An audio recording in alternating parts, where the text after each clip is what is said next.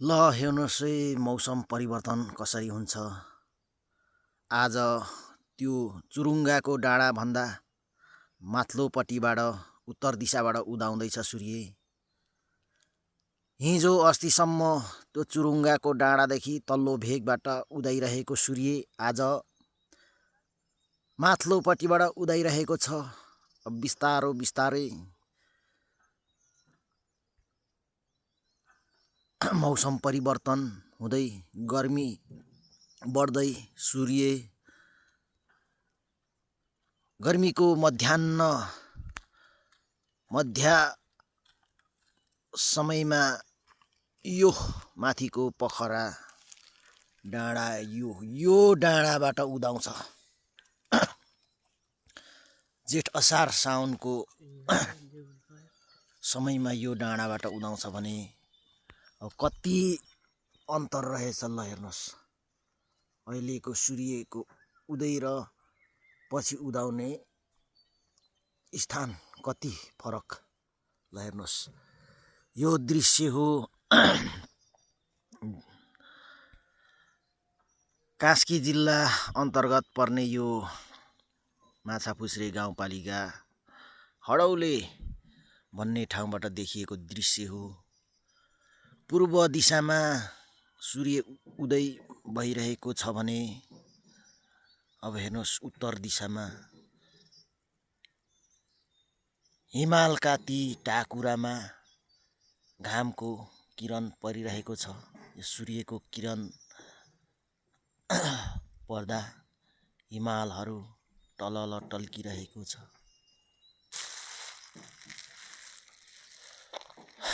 भने हामी बसेको यो जुन स्थानमा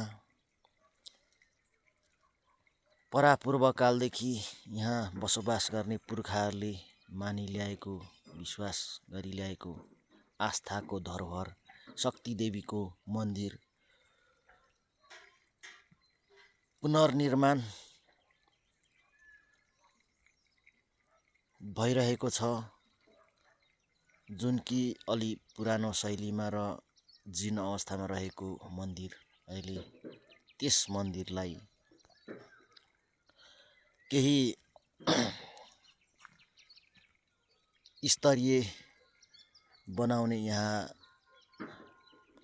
बासिन्दाहरूको छलफलपछि यो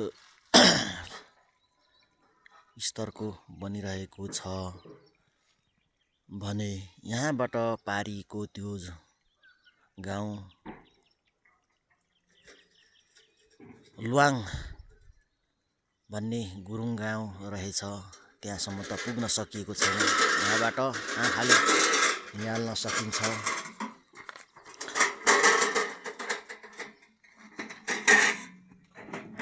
अब यहाँ यस्तै विभिन्न जात जातिहरूको बसोबास रहेको यो कुनै समयको रमाइलो गाउँ थिएछ भने अहिले सबै घरहरू खाली छन्। यी सबै घरहरू खाली छन्। 2-3 घरमा चाहिँ बुढापाकाहरू बस्नुहुँदो रहेछ। आफ्नो गाउँठाउँ आफ्नो जन्मस्थानको मायाको कारण भने अल्लारे बल्लारे छोरा बुहारीहरू सबै सहर बजार देश विदेशमा